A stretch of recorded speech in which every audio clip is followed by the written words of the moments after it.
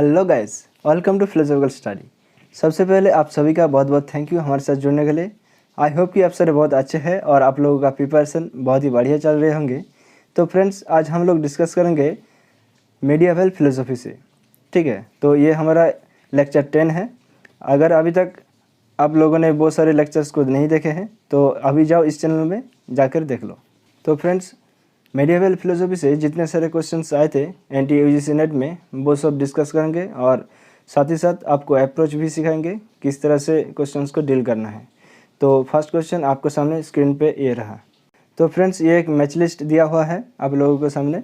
तो लिस्ट 1 में है ल्यूसिपस एंड डेमोक्रिटस और Saint Augustine, Saint Thomas Aquinas and Saint Anselm.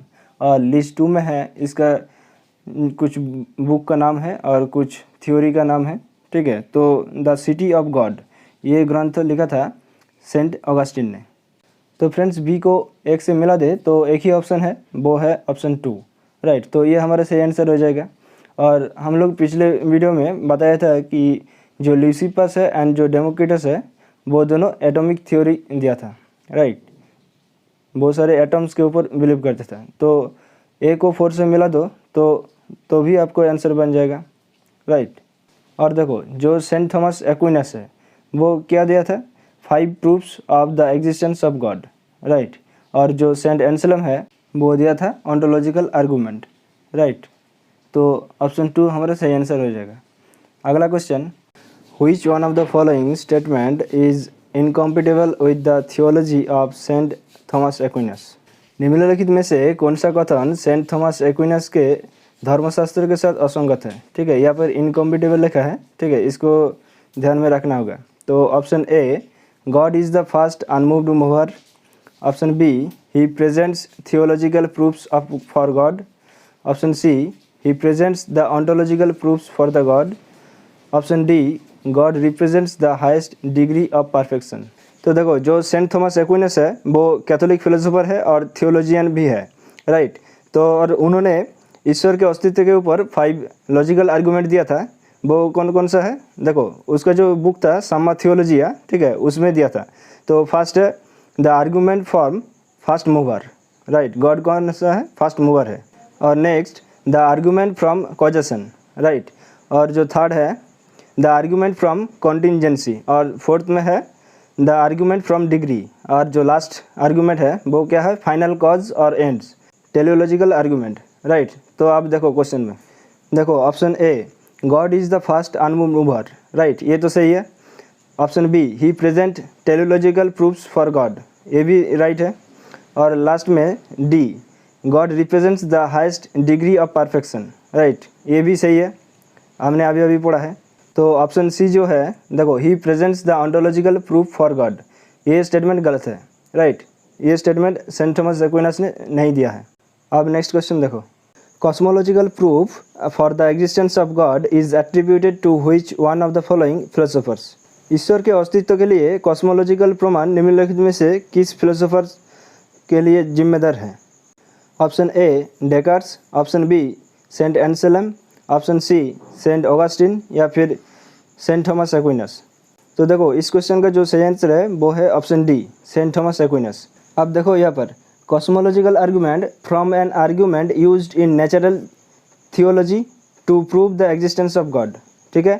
और जो थॉमस एक्विनस है वो, उसका जो ग्रंथ था सम्मा थियोलॉजिया, ठीक है, उसमें उन्होंने प्रेजेंट किया 2 वर्जन्स ऑफ कॉस्मोलॉजिकल आर्गूमेंट। कौन कौन सा, the first cause of argument and the argument from contingency, right. तो इसका जो सही आंसर है वो है Saint Thomas एक्विनस।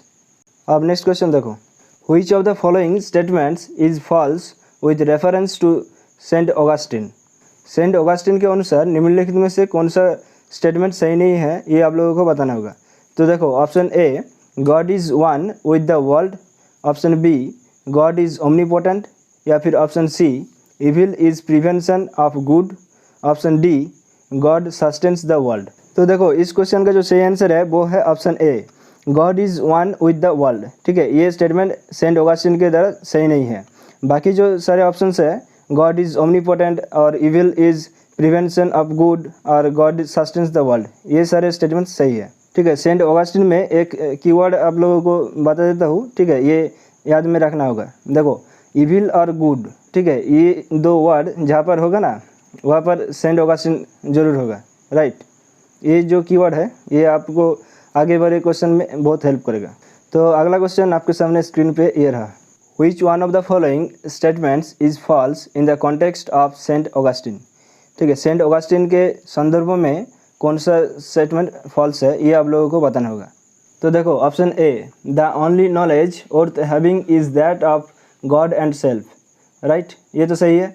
Option B, non spiritual knowledge has instrumental value alone, ये भी सही है। Option C, faith should be grounded in rationality, ये भी सही है। और लास्ट में जो ऑप्शन है option D, rationality should stand independently, ठीक है, ये इंडिपेंडेंटली नहीं होता, राइट। इस वजह से इस क्वेश्चन का जो सही आंसर है वो है ऑप्शन डी, ये स्टेटमेंट गलत है सेंट ऑगस्टिन के according.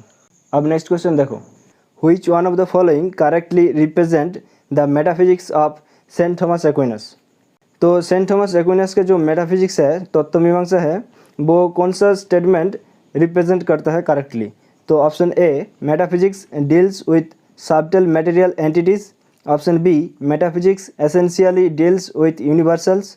Option C, particular objects are totally separate from universals. या फिर option D, universals can completely explain the world.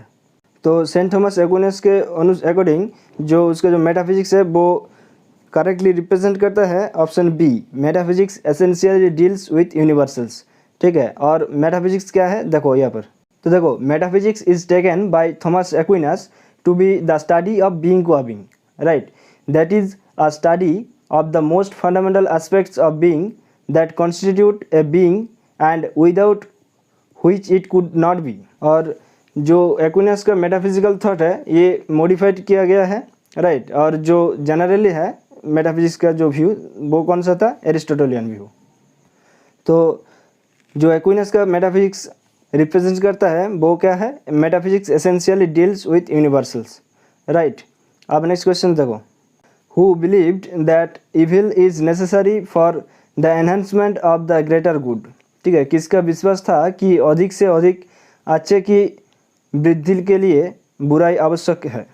Option A, Augustine. या फिर ऑप्शन बी, सॉक्रेटिस। या फिर ऑप्शन सी, एंसेलम। या फिर ऑप्शन डी, एक्विनस। तो देखो हम लोगों ने बोला था ना कि जहाँ पर इविल और गुड ये दो वर्ड रहेगा वहाँ पर ऑगस्टिन जरूर होगा, राइट। तो यहाँ पर देखो ऑप्शन में ऑगस्टिन है, ये ऑगस्टिन का एक कीवर्ड है। तो इस क्वेश्चन का जो सही आंसर है वो है ऑप्शन ए, ऑगस्टिन। अब नेक्स्ट क्वेश्चन देखो, which argument is given as a proof for the existence of God by एंसेलम?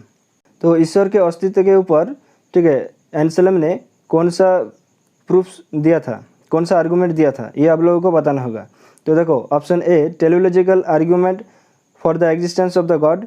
या फिर option B, ontological arguments for the existence of the God. या फिर option C, cosmological arguments for the existence of the God. या फिर theological argument for the existence of the God.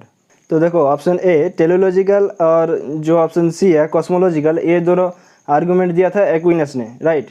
और जो theological argument है वो कौन सा है, वो जो टेलियोलॉजिकल आर्गूमेंट है ना उसका ही दूसरा नाम है साइको थियोलॉजिकल आर्गूमेंट, राइट। तो ये भी एक्विनस ने दिया था। और जो एक ही ऑप्शन बचता है वो है ऑप्शन बी, ऑन्टोलॉजिकल आर्गूमेंट, तो ये एंसेलम ने दिया था, राइट। तो इस वजह से इस क्वेश्चन का जो सही आंसर है वो है option B, ontological argument for the proofs of the God. अब नेक्स्ट क्वेश्चन देखो, the view that all things are created good by God and evil is corruption of that good was held by। सब कुछ भगवान के द्वारा अच्छा बना गया था और बुराई इस अच्छाई का भ्रष्टाचार है, ठीक है, ये किसने बोला था? Option A, Saint Augustine. या फिर ऑप्शन बी, सेंट एंसेलम। या फिर option C, Saint Thomas Aquinas. या फिर ऑप्शन डी। तो देखो ये एक स्टैटिक क्वेश्चन है, ठीक है, आप लोगों को एज इट इज़ याद रखना होगा। और हम लोगों ने बताया था ना कि जो कीवर्ड है गुड एंड इविल ये किसके द्वारा दिया गया था, सेंट ऑगस्टिन के द्वारा, राइट। तो इस वजह से इस क्वेश्चन का जो सही आंसर है वो है ऑप्शन ए, सेंट ऑगस्टिन। तो आज इस सेशन का आखिरी क्वेश्चन है, which one of the following opened that philosophy is based on percepts of reason, theology on truths of revelation held on faith, and philosophy serves as a handmaiden for theology. दर्शन तर्कों की धारणाओं पर आधारित है, विश्वास और दर्शन पर आधारित रहस्योद्घाटन की सच्चाई पर धर्मशास्त्र, ठीक है, धर्मशास्त्र के लिए एक दासी के रूप में कार्य करता है।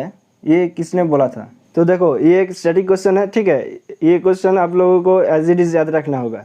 तो जो फिलोसॉफी है वो बेस्ड है परसेप्ट्स ऑफ रीजन के द्वारा, और theology on truths of revelation held on faith, और फिलोसॉफी सर्व्स करता है as a handmaid for theology. तो ये जो ओपिनियन था ये किसका था? ऑप्शन सी, एक्विनस का, ठीक है। तो आई होप कि इस सेशन में आप लोगों ने बहुत कुछ सीखा होगा, ठीक है, बहुत कुछ पढ़ा होगा।